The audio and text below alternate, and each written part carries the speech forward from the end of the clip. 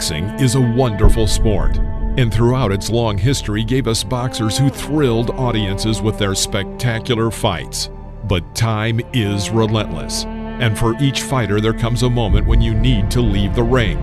Some can see it, while others only realize this through painful defeats that fortunately did not color their legendary careers. Join us for the second part of the series of legendary boxers who suffered a crushing defeat and came to realize that their time in the ring was over.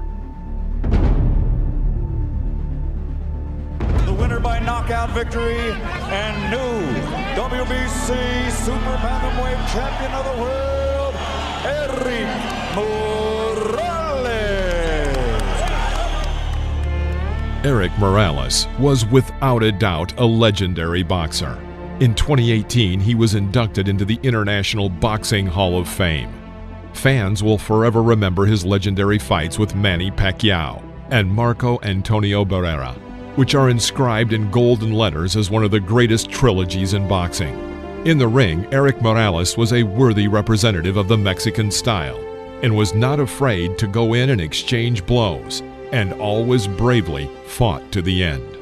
But from the end of 2004 to 2007, a black streak began in his career. He lost 5 fights with only 1 victory, and it seemed that this was the end of an outstanding career. But after 2.5 years, Morales tried to return to big boxing.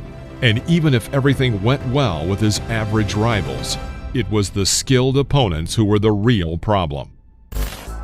In October 2012, in a duel with Danny Garcia for the WBC and WBA titles, the age of Morales was seen as a problem more than ever.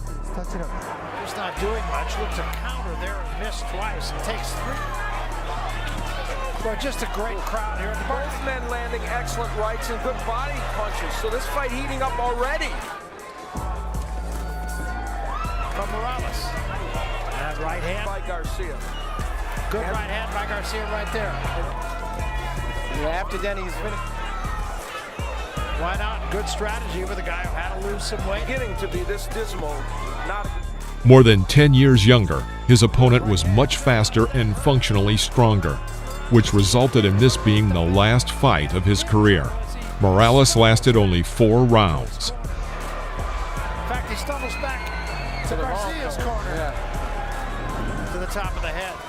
Danny Garcia's doing, oh my. Knocks Morales through the ropes. And the trainer got in.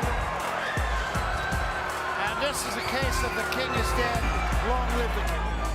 And we mentioned that as you look at, he starts, I believe, the throw jab. Yes, he lowers the right hand and gets nailed with a perfect left hook by Danny Garcia. Sometimes Garcia throws wide left hooks. Not that time. It was perfect.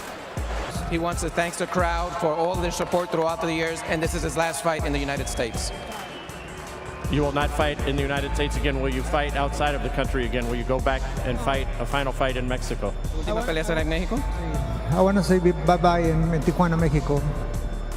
In Tijuana, Mexico, he will fight, yeah. After the fight, Morales said that he was eager to have another fight at home in Mexico, but later realized that his time in the ring had already passed.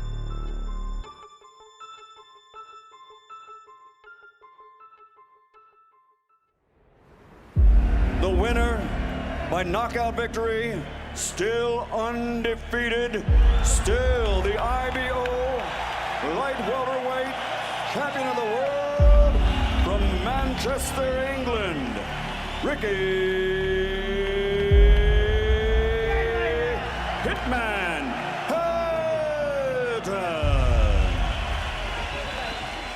Ricky Hatton is one of the most famous British boxers. Ricky's main weapon throughout his boxing career was his ability to inflict blows on his opponent's core. 32 of his 45 victories in the professional ring were finished ahead of schedule. In June 2005, after his defeat of Kostya Tszyu, he won the IBF title, making the biggest achievement of his career and ensuring his place as a member of the International Boxing Hall of Fame. Hatton cannot be called a traditional boxer, but his unorthodox methods were successful. After a crushing defeat in May 2009 by Manny Pacquiao, Hatton left the ring for 3 years. That's it. Ricky Hatton is done. Knocked out in the second round by Manny Pacquiao. Is there any question that he is the best fighter in the world right now? But at the end of 2012, he realized he still had something to show. His rival was the Ukrainian boxer Vyacheslav Senchenko. It was a 10-round match. The first rounds went to Hatton, but then Senchenko leveled the fight in the 9th round and delivered a powerful left hook to the body, which put an end to Ricky Hatton's career. This defeat was the first in Hatton's career in England. Your fitness was excellent. Well, I'm a champion, I'm a fighter. I'm sick of, I'm not a failure, me. I'm not a failure. And but I've got to have a proper think about things, because that's not the way my career should end. But I maybe have to start thinking about it now. Ladies and gentlemen, referee Richard Steele stops the bout. The winner by a TKO, and still the IBF heavyweight champion of the world, Michael Spinks. Michael Spinks had an ideal career in the semi-heavyweights. 26 fights, 26 victories, and the title of absolute world champion. Nevertheless, heavyweight is not called the Royal Division in vain. Competing in this division is the dream of every boxer, and Michael Spinks was no exception. In September 1985, the future member of the International and Worldwide Boxing Hall of Fame, Michael Spinks, surprised the entire boxing world in his duel against Larry Holmes. It's worth mentioning that Spinks was considered a hopeless outsider in that fight. But to the surprise of many, he won by unanimous decision. So Michael Spinks became the first ever boxer to win the semi-heavy and heavy division title. And the fight was also recognized as the upset of the year. Having settled a little in the new weight categories and having won 3 more fights, including a rematch with Holmes, Michael Spinks in June 1988 went against Mike Tyson, and that ended his career.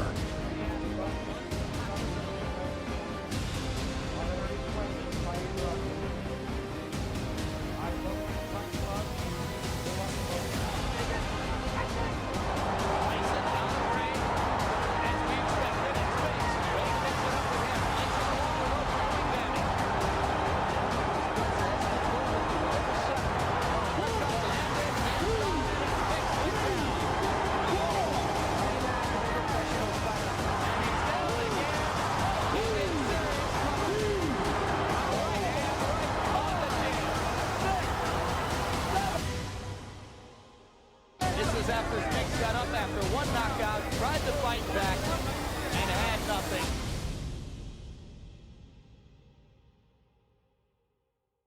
All for the winner, and now the WBC Super Lightweight Champion of the World from Jersey City, New Jersey. Now a 2-time world champion, Arturo Thunder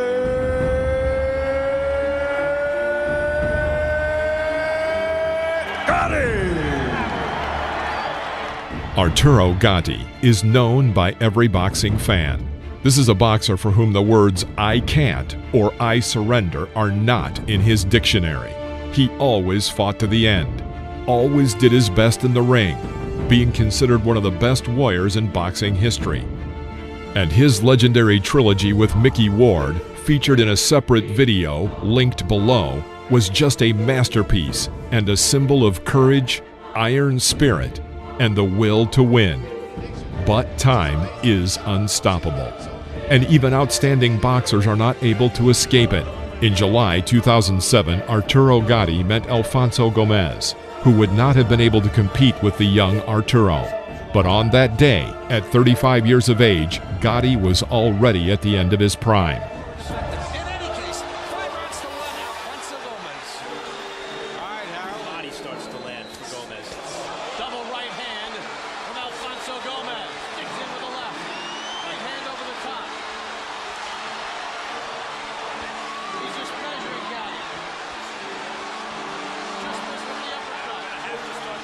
Like in his youth, he had a good blow. He held his teeth together.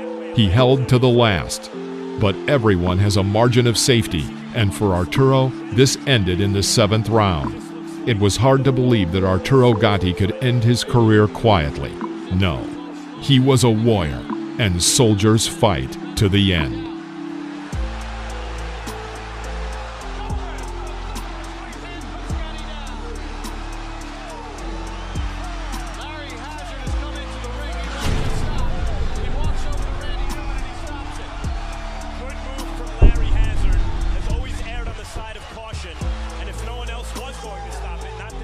Thanks for watching the video. If you know of any other legendary boxers who also ended their careers after a bitter defeat, let us know in the comments, and together, we will create another video in this series. Take care, and we'll see you next time.